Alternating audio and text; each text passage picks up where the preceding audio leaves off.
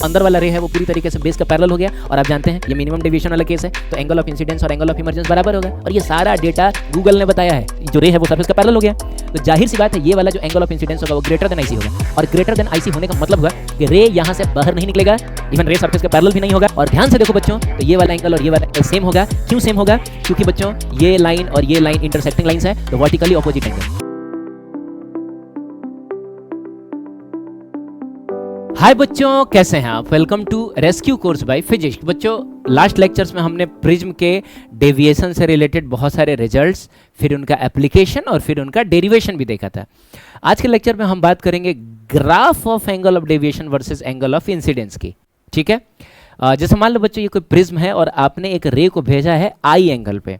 ठीक है, तो अंदर जाते समय वो नॉर्मल की तरफ मुड़ेगा और बाहर निकलते समय वो नॉर्मल से दूर भागेगा और हमने इसको कहा था एंगल ऑफ इमर्जेंस। ठीक, इस केस में हमको एंगल ऑफ डेविएशन दिखाना था, तो हम क्या करेंगे, इसको आगे की तरफ एक्सटेंड करेंगे। अरे भाई ये रे ऐसे ही जा रहा था ना, लेकिन वो तो ऐसे जाने लगा, तो इसको हम पीछे की तरफ बढ़ाएंगे और ये रहेगा हमारा एंगल ऑफ डेविएशन। कैसे बच्चों? तो रे ऐसे जा रहा था और ऐसे जाने लगा, इसका मतलब रे इतना मुड़ा है। ठीक है, हमको इसके और इसके बीच का ग्राफ ड्रॉ करना है। ठीक है, चलिए इसका मतलब ये हुआ कि हमको इस एक्सिस पर रखना है एंगल ऑफ इंसिडेंस और इस एक्सिस पर रखना है एंगल ऑफ डेविएशन। अब बच्चों क्या है कि यार एक बात तो हम जानते हैं कि जो एंगल ऑफ डेविएशन सबसे मिनिमम होता है वो उस केस में होता है जिस समय एंगल आई और एंगल ई इक्वल हो जाए। यार याद है बच्चों, अगर कोई जैसे मान लो आइसोसेलेस प्रिज्म है, मतलब ये और ये साइड इक्वल है, तो मिनिमम डेविएशन के केस में सबसे पहले तो ये जो अंदर वाला रे है वो बेस के पैरेलल हो जाता था, उसके बाद ये R1 और R2 इक्वल हो जाता था और फिर ये I और E भी इक्वल हो जाता था। ठीक है, तो जिस समय I और E इक्वल होगा ठीक उसी समय डेविएशन सबसे मिनिमम होगा। इसका मतलब हुआ कि एंगल ऑफ इंसिडेंस को अगर आप इससे ज़्यादा करेंगे, मान लो बच्चों ऐसे ही समझ लो कि ये 30 डिग्री है। ठीक है, मतलब I is equal to 30 degree पे E इज इक्वल टू भी 30 डिग्री आ रहा है, तो उसी केस में जो डेविएशन होगा वो सबसे मिनिमम होगा। तो इसका मतलब हुआ है कि अगर अब हम एंगल को 30 डिग्री से ज़्यादा भी करेंगे तब भी डेविएशन बढ़ेगा और कम भी करेंगे तब भी डेविएशन बढ़ेगा। अरे बोलो ना यार, मिनिमम होने का तो यही मतलब हुआ ना। अरे इस समय एंगल ऑफ डेविएशन सबसे मिनिमम है, इसका क्या मतलब हुआ कि अगर आप इसको आगे भी करेंगे तब भी डेविएशन बढ़ेगा, पीछे भी करेंगे तब भी डेविएशन बढ़ेगा। ठीक है, तो मतलब ऐसा ग्राफ बनता है, आप ध्यान रखेंगे इस चीज़ का। और इसको अगर हम थोड़ा ठीक से बनाएं तो वो कुछ ऐसा है, आप देख पा रहे होंगे कि सबसे मिनिमम वाले कंडीशन में आई और ई इक्वल है। ठीक है, और सबसे मैक्सिमम डेविएशन कब होता है? तो 90 डिग्री पे। क्यों बच्चों? क्यों क्या है कि आप जानते हैं कि जैसे जैसे आप एंगल ऑफ इंसिडेंस को यहाँ से आगे करते जाएंगे और डेविएशन बढ़ता जाएगा, तो आप मैक्सिमम एंगल ऑफ इंसिडेंस कितना रख सकते हैं? 90 डिग्री। अरे बच्चों एंगल ऑफ इंसिडेंस को मैक्सिमम तुम यहीं तक ना रख सकते हो, तो अगर angle of incidence maximum 90 degree तक जाएगा और डेविएशन लगातार बढ़ता जा रहा है, यानी 90 डिग्री पर डेविएशन सबसे मैक्सिमम होगा। क्लियर है? ठीक है, एक और बात है बच्चों, जैसे मिनिमम डेविएशन तो खैर एक ही एंगल ऑफ इंसिडेंस पे मिलेगा, लेकिन बाकी सारा डेविएशन जो है ना, जैसे मान लो ये वाला डेविएशन वो देखो इस एंगल ऑफ इंसिडेंस पे भी मिल रहा है और इस एंगल ऑफ इंसिडेंस पे भी मिल रहा है। आप समझ रहे हैं? मतलब सेम डेविएशन दो एंगल ऑफ इंसिडेंस पे मिल रहा है, तो ये बात भी ध्यान रखिएगा। ठीक है, और इसमें एक बहुत खास बात मैं आपको बताता हूं, जैसे ये वाला एंगल ऑफ इंसिडेंस को अगर हम I1 बोल देना बच्चों, तो इसके कॉरस्पॉन्डिंग जो अगला एंगल ऑफ इंसिडेंस होगा, मतलब इस डेविएशन के कॉरस्पॉन्डिंग जो दूसरा एंगल ऑफ इंसिडेंस होगा वो पहले वाले का एंगल ऑफ इमर्जेंस होगा।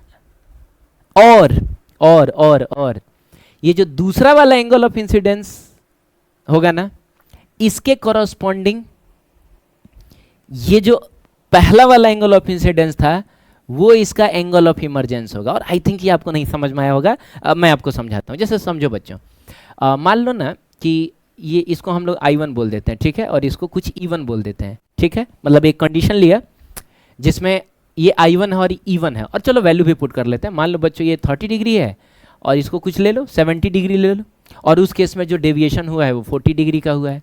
आप समझ गए? बोलो बच्चों, वेरी गुड। अब एक काम करते हैं, हम ना इन रेज को जस्ट रिवर्स कर देते हैं। याद है पहले लेक्चर में मैंने बोला था कि हम रे के पाथ को रिवर्स कर सकते हैं। तो इसका मतलब हुआ कि अगर रे को हम इधर से भेजेंगे ना, इधर से भेजेंगे, इधर से भेजेंगे, तो फिर वो ऐसे जाएगा, अरे बोलो बच्चों, और फिर वो ऐसे चला जाएगा। इसका मतलब अब की बार देखा जाए बच्चों, अब की बार देखा जाए तो ये एंगल ऑफ इंसिडेंस हो गया। अरे प्रिज्म को क्या मतलब कि तुम इधर से रे भेज रहे हो कि इधर से रे भेज रहे हो, दोनों साइड रिफ्रैक्टिंग सरफेस है, तुमको जिधर से मन करे उधर से भेज दो। तो पिछली बार हमने उधर से भेजा था, अब की बार हम इधर से भेज रहे हैं।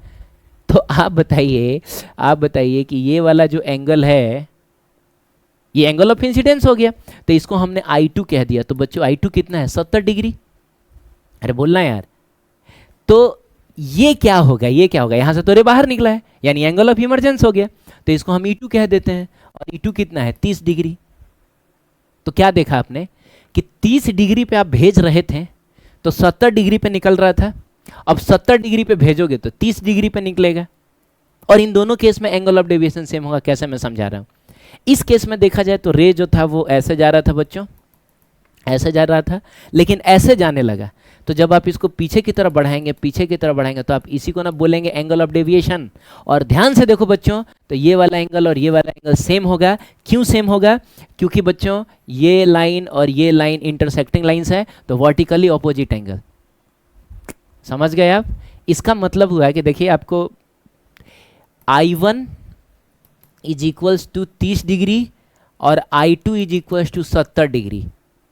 अरे बोलना बच्चों, यहाँ हमने 30 डिग्री पे भेजा था, हमने यहाँ 70 डिग्री पे भेजा है।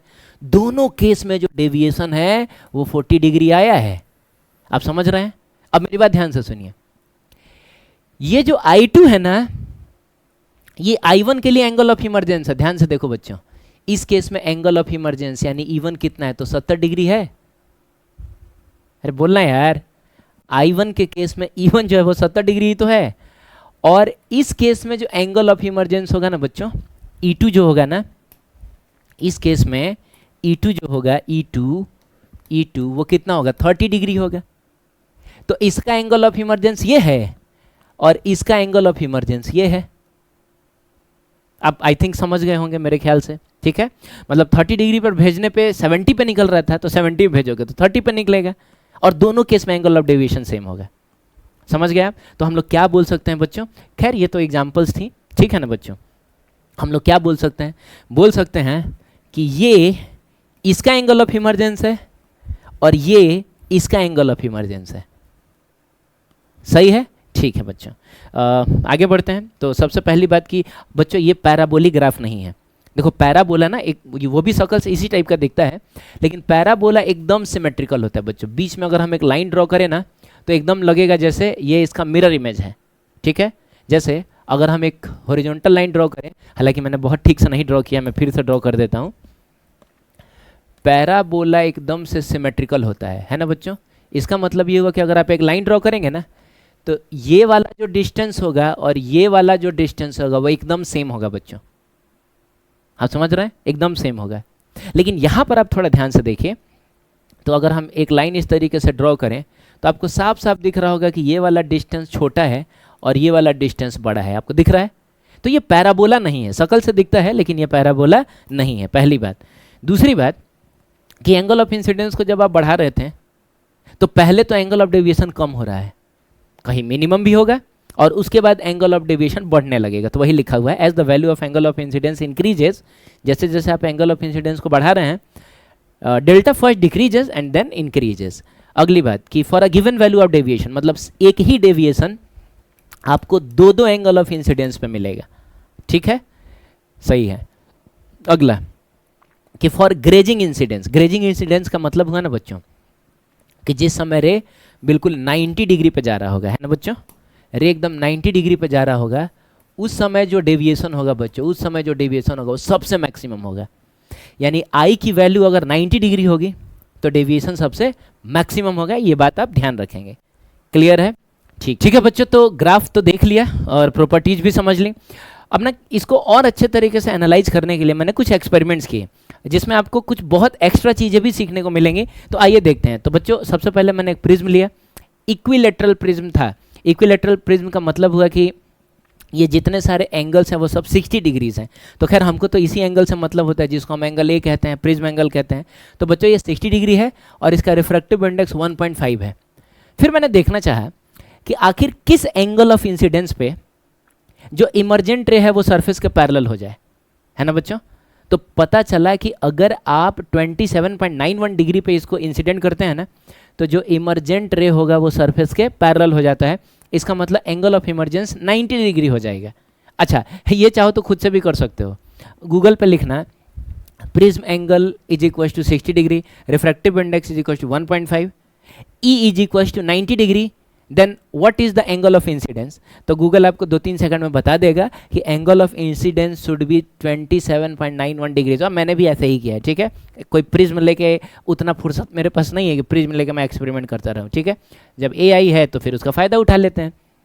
अब देखो क्या है मेन बात। अब देखो यहाँ से क्या सीखने को मिला तुमको कि अगर तुमने एंगल ऑफ इंसिडेंस को इससे कम किया, अरे बच्चों ये 27 डिग्री था या यूँ कहें कि लगभग 28 डिग्री था, कम करो 25 करो, तो जाहिर सी बात है इस रे को इधर भेजोगे तो ये रे थोड़ा इधर घूमेगा, यानी ये रे मान लो बच्चों घूम के यहाँ पहुँचता है। अब साफ साफ आपको दिख रहा है कि इससे ये वाला एंगल बड़ा है और बच्चों ये वाला एंगल तो आईसी है क्योंकि जो रे है वो सरफेस का पैरेलल हो गया है। तो जाहिर सी बात है ये वाला जो एंगल ऑफ इंसिडेंस होगा वो ग्रेटर देन आईसी होगा। और ग्रेटर देन आईसी होने का मतलब हुआ कि रे यहाँ से बाहर नहीं निकलेगा, इवन रे सरफेस के पैरेलल भी नहीं होगा, रे जो है वो अंदर लौट आएगा, यानी यहाँ रिफ्रैक्शन हुआ ही नहीं, ठीक है बच्चों। तो इसका मतलब हुआ कि हम एंगल ऑफ इंसिडेंस को इस केस में 27.91 डिग्री से कम रख ही नहीं सकते हैं। अगर हमने कर दिया तो फिर इधर रिफ्रैक्शन ही नहीं होगा। और हम जो केस पढ़ रहे हैं, हम जो डेविएशन का ग्राफ पढ़ रहे हैं, जो डेविएशन के फॉर्मूले देख रहे हैं, उसमें रे यहाँ से एंटर करना चाहिए तो फिर यहाँ से बाहर निकलना चाहिए, नहीं निकल रहा है। इसका मतलब ये केस अभी हमारे कंसिडरेशन में नहीं आएगा। तो इसका मतलब हुआ this is the minimum angle of incidence. Is it clear बच्चों? Minimum angle of incidence. अच्छा, और इस केस में जो डेविएशन, ये भी गूगल से ही पूछा था मैंने, तो बताया उसने कि 57.93 डिग्रीज। बच्चों अच्छा खासा डेविएशन हो गया ये, क्लियर है। तो इसीलिए आपने देखा होगा कि जो ग्राफ हमने पढ़ा था ना, उसमें एंगल ऑफ इंसिडेंस की एक मिनिमम वैल्यू थी। ये देखिए मिनिमम वैल्यू थी, है ना बच्चों। इसका क्या मतलब हुआ कि इससे कम एंगल ऑफ इंसिडेंस पे रे जो होगा वो इस सेकेंड सरफेस से बाहर निकलेगा ही नहीं। आप समझ रहे हैं। और बच्चों यहाँ जो डेविएशन होगा वो सबसे मैक्सिमम होगा। तो बच्चों ये जो डेविएशन है ना, डेविएशन कितना बताओ, 57.93 डिग्रीज, ये सबसे मैक्सिमम डेविएशन है। क्लियर है। तो क्या सीखा हमने कि 27.91 डिग्री से कम एंगल पर इंसिडेंट करने पर लाइट रे सेकेंड सरफेस से बाहर निकलेगा ही नहीं, सेकेंड सरफेस पर उसका TIR हो जाएगा। क्लियर है, अंदर ही रह जाएगा। चलिए आगे बढ़ते हैं। तो कोई बात नहीं, ठीक है, हम एंगल ऑफ इंसिडेंस को इससे कम नहीं कर सकते, इससे ज़्यादा तो कर सकते हैं ना। तो हमने ज़्यादा किया, और ज़्यादा कितना किया तो बच्चों 40 डिग्री किया। तो इस केस में जो एंगल ऑफ इमरजेंस था वो उतना आया 58.49, और एंगल ऑफ डेविएशन जो था वो 38.49 आया। अच्छा एक चीज़ है, एंगल ऑफ इंसिडेंस को आपने बढ़ाया है तो आप देखिए एंगल ऑफ डेविएशन कम हुआ है, जो कि हमने ग्राफ में भी ऑब्जर्व किया था। ये देखिए एंगल ऑफ इंसिडेंस को बढ़ाने से बच्चों एंगल ऑफ इंसिडेंस को बढ़ाने से एंगल ऑफ डेविएशन कम हो रहा है कि नहीं? अरे बोलना यार, ठीक है। तो ये चीज़ हमने देखा। चलिए अब हम एंगल ऑफ इंसिडेंस को थोड़ा और बढ़ा लेते हैं। तो थोड़ा और बढ़ा के मैंने कर लिया इसको 48.59। तो पता चला कि जो रे है वो बेस के पैरेलल हो गया और एंगल ऑफ इमरजेंस जो है वो 48.59 ही आ गया, है ना बच्चों। देखो ना ध्यान से, पहले रे इतना तिरछा था, उसके बाद रे थोड़ा सा इधर हुआ, सही है। अब रे थोड़ा और इधर हुआ और इतना हुआ कि पैरेलल हो गया। और आप जानते हैं this is the situation in which angle of deviation will B सबसे मिनिमम, ठीक है। तो इस केस में एंगल ऑफ डेविएशन जो है वो 37.18 और ये मिनिमम डेविएशन है। अब चलिए इसको और बढ़ाया जाए। तो और बढ़ा के हमने इसको कर दिया कितना बच्चों, तो 58.49, सही है ना। देखो इसको बढ़ाया तो उस केस में जो एंगल ऑफ इमरजेंस था वो 40 डिग्रीज था, है ना बच्चों। और एंगल ऑफ डेविएशन जो था वो कुछ इतना था। अब ध्यान से देखो तो ये वाला केस और ये वाला केस एक दूसरे का कॉन्जुगेट है बच्चों, मतलब सेम ही केस है एक तरीके से समझे। कैसे? तो देखो ना 40 पर भेज रहे थे तो 58.49 पे बाहर निकला था भाई, तो 58.49 पे भेजोगे तो 40 पे बाहर निकलेगा, वही चीज़ तो है। 58.49 पे भेज रहे हैं तो 40 पे बाहर निकल रहा है, और दोनों केस में एंगल ऑफ डेविएशन सेम होता है। अरे बोल यार, इस केस में भी एंगल ऑफ डेविएशन उतना ही है, इस केस में भी एंगल ऑफ डेविएशन उतना ही है। तो हमने देखा था ना बच्चों कि सेम एंगल ऑफ डेविएशन दो एंगल ऑफ इंसिडेंस पे मिलता है।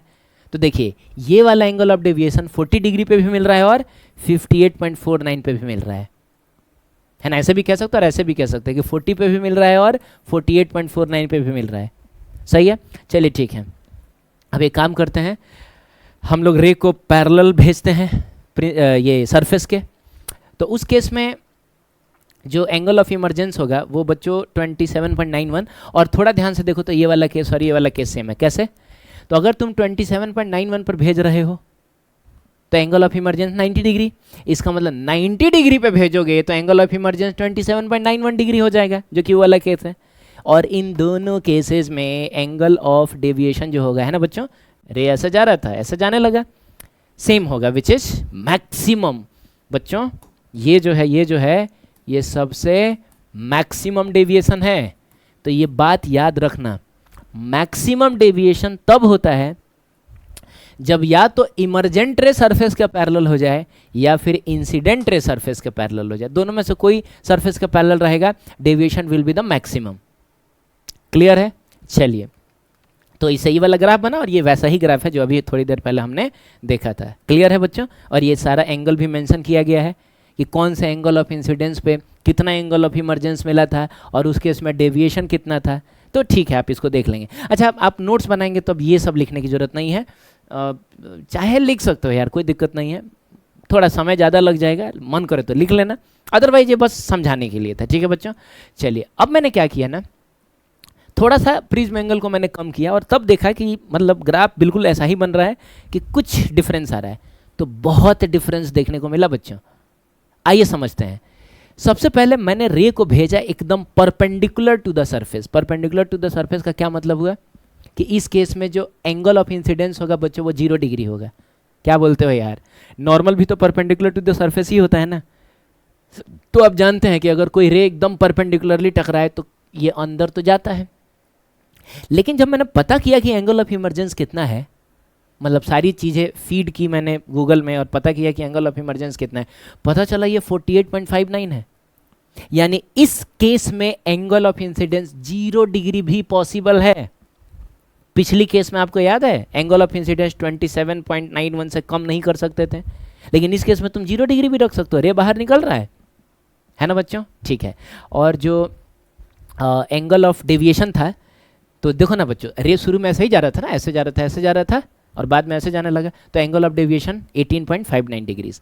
चलिए, एंगल ऑफ इंसिडेंस को हम थोड़ा बड़ा करते हैं, 10 डिग्रीज करते हैं।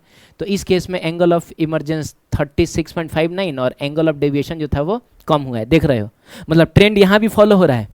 एंगल ऑफ इंसिडेंस को आप बढ़ा रहे हैं तो देखिए एंगल ऑफ डेविएशन कम हो रहा है, 18 पॉइंट समथिंग से 16 पॉइंट समथिंग हो गया। चलो इसको और बढ़ाते हैं और हम इसको करते हैं 22.85। तो पता चला इस केस में जो अंदर वाला रे है वो पूरी तरीके से बेस का पैरेलल हो गया। और आप जानते हैं ये मिनिमम डेविएशन वाला केस है, तो एंगल ऑफ इंसिडेंस और एंगल ऑफ इमरजेंस बराबर होगा। और ये सारा डेटा गूगल ने बताया है, समझ रहे हैं आप? ठीक है। और जो एंगल ऑफ डेविएशन होगा आप जानते हैं इस केस में सबसे मिनिमम होगा। ये कैसा है बच्चों? जल्दी बताओ कैसा है? तो ये सबसे मिनिमम है एंड 15.68। जाहिर सी बात है यार, इससे तो कम ही है। इसका मतलब अब अगर आप एंगल ऑफ इंसिडेंस को और बढ़ाते हैं ना, और बढ़ा के मैंने किया 36.59, तो उस केस में एंगल ऑफ इमरजेंस 10 डिग्री। और मैं बोलूँ तो बच्चों ये वाला केस और ये वाला केस सेम है।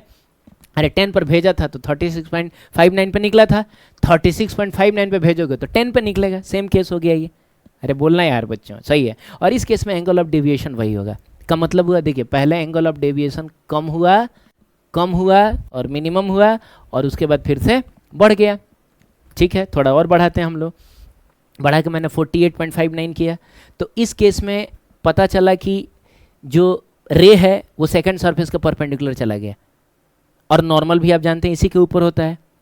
तो जब भी कोई रे अगर परपेंडिकुलरली टकराए तो वो सीधा निकल जाता है, यानी एंगल ऑफ इमर्जेंस 0 डिग्री। और आप ध्यान से देखें तो ये वाला केस और ये वाला केस सेम है, यानी 0 डिग्री के इंसिडेंस पे आपका 48.59 का इमरजेंस मिला था, तो 48.59 के इंसिडेंस पे 0 डिग्री का इमरजेंस मिलेगा, है ना बच्चों। और चूंकि रे देखो ऐसे जा रहा था लेकिन ऐसे जाने लगा, अरे बोलना यार, यानी यही एंगल ऑफ डेविएशन होगा, एंड विच विल बी 18.59, मतलब बढ़ ही रहा है।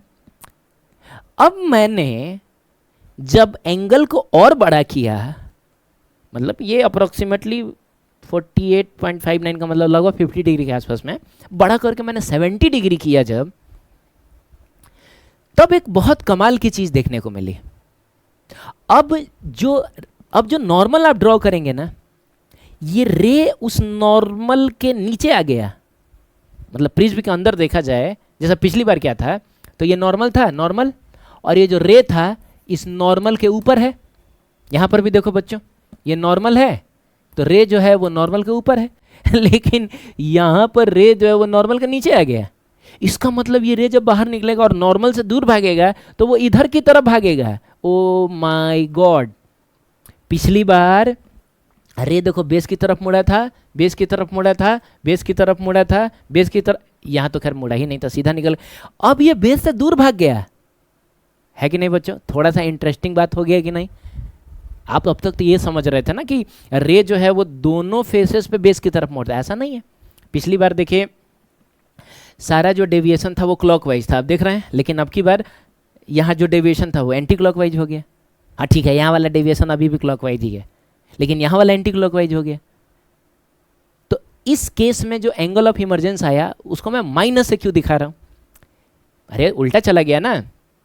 पिछली बार जो एंगल ऑफ इमरजेंस था वो देखिए, मतलब इमरजेंट रे जो था वो नॉर्मल के नीचे था, लेकिन अब की बार इमरजेंट रे नॉर्मल के ऊपर है, तो इसीलिए मैंने माइनस साइन के साथ दिखा दिया, ठीक है, ताकि हम डिफरेंस दिखा सके कि पिछली बार डेविएशन हुआ था क्लॉकवाइज, अब की बार डेविएशन हुआ है एंटी क्लॉकवाइज, ठीक है बच्चों।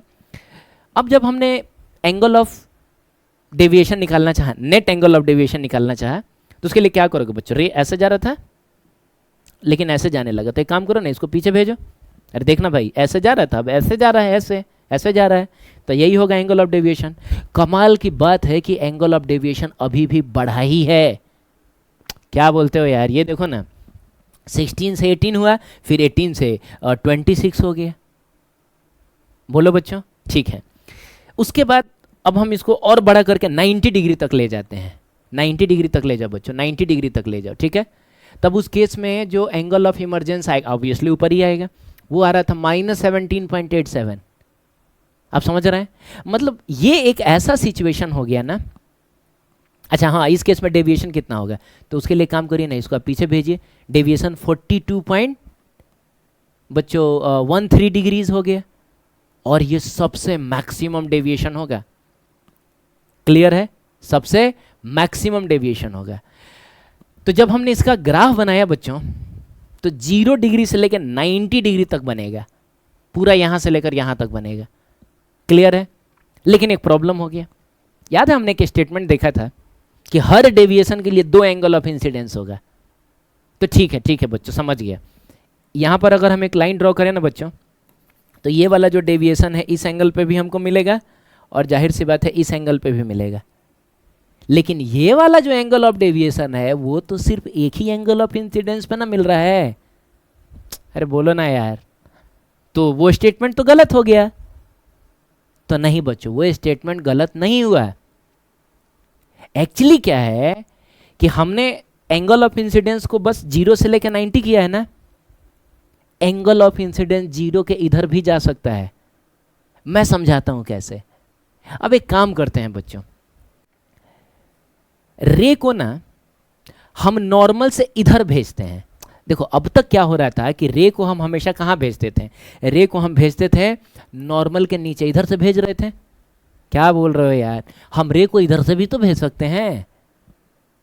तो अगर आपने रे को इधर से भेजा और किस एंगल पर भेजा बच्चों, तो -17.87। अच्छा माइनस साइन के साथ क्यों दिखा दिया मैंने, इसलिए दिखा दिया क्योंकि जब हम नीचे से भेजते थे तो इस एंगल को हम पॉजिटिव लेते थे, अब ऊपर से भेज रहे तो इसलिए माइनस साइन के साथ दिखा रहे हैं। तो बच्चों तुम थोड़ा ध्यान से देखो, तो ये वाला केस है, यही वाला केस है। कि 90 पर भेजे थे तो -17.87 पे निकला था, तो -17.87 पे भेजोगे तो वो 90 पे निकलेगा, मतलब ये वाला जो एंगल होगा वो 90 डिग्री होगा। बोलो, और इस केस में कितना डेविएशन होगा ये जानने के लिए हम क्या करेंगे, हम इस रे को सीधा सीधा भेजेंगे बच्चों। अरे बोलना यार, तो रे जा रहा था ऐसे, सीधा जाने लगा ऐसे, और ये वाला जो एंगल ऑफ डेविएशन होगा ये 42.13 होगा। यानी ये जो डेविएशन है वो 90 डिग्री पे तो हमको मिल ही रहा है, ये हमको -17.87 पे भी मिलेगा। इसका मतलब हुआ कि जो ग्राफ होगा वो इधर की तरफ होगा। एंड आई डोंट थिंक ये चीज़ जो है वो कहीं भी मैंने पढ़ा है, किसी भी किताब में या किसी भी टीचर ने आपको पढ़ाया हो। आई डोंट थिंक, मतलब मैंने खुद नहीं पढ़ा है, ठीक है। तो ये मेरा अपना एक्सपेरिमेंट था कि भाई इस ग्राफ में हम और भी क्या मॉडिफिकेशन कर सकते हैं, ठीक है। तो ग्राफ नेगेटिव में भी जाता है, ये बात आप ध्यान रखिएगा। बिल्कुल हम भेज सकते हैं यार, इधर से भी भेज सकते हैं। तो क्या होगा, नॉर्मल की तरफ मुड़ेगा, फिर यहाँ जाएगा तो नॉर्मल से दूर भागेगा, और इतना दूर भागा कि इधर आ गया। हाँ, अब इससे कम एंगल आप नहीं कर सकते, इससे कम नहीं कर सकते हैं, या सॉरी, कम करने का मतलब हुआ, अरे नेगेटिव में कम होने का मतलब एक्चुअली इधर जाने का मतलब एक्चुअली नेगेटिव में बढ़ना होता है, का मतलब हुआ एंगल ऑफ इंसिडेंस को आप अब इससे ज़्यादा नहीं कर सकते हैं। क्यों? तब क्या होगा बच्चों, तब जाहिर सी बात है कि अगर आप इस रे को इधर घुमाएंगे तो ये वाला रे जो होगा वो इधर घूमेगा, तो यही तो क्रिटिकल एंगल था, तो ये तो क्रिटिकल एंगल से ज़्यादा हो गया, क्रिटिकल एंगल से ज़्यादा हो गया, इसका मतलब रे जो है वो इधर की तरफ चला जाएगा, और रे अगर इधर चला गया, बाहर नहीं निकला, तो फिर ये ग्राफ उसके लिए वैलिड नहीं रहेगा। तो यहाँ पर रेंज जो है वो 0 डिग्री से 90 डिग्री नहीं है बच्चों, रेंज जो है वो -17.91 डिग्री से लेके 90 डिग्री तक होगा। तो है ना कुछ इंटरेस्टिंग बात बच्चों। और अब देखिए, अब सब ये वाला जो डेविएशन है वो हमको इस वाले एंगल पे भी मिलेगा, और बच्चों इस वाले एंगल पर भी मिलेगा। हो गया, कहानी खत्म, यानी हर स्टेटमेंट सही हो गया। क्लियर है? चलिए बात करते हैं अगले कॉन्सेप्ट की। अगला कॉन्सेप्ट यह है कि अब क्या हो अगर रे बाहर ही ना निकले, है ना बच्चों, रे बाहर ही ना निकले। अच्छा एक मिनट बच्चों, ये तो सेम चीज रिपीट हो रहा है, सही है। क्या हो रे बाहर ही ना निकले, मतलब कंडीशन फॉर नो इमरजेंस।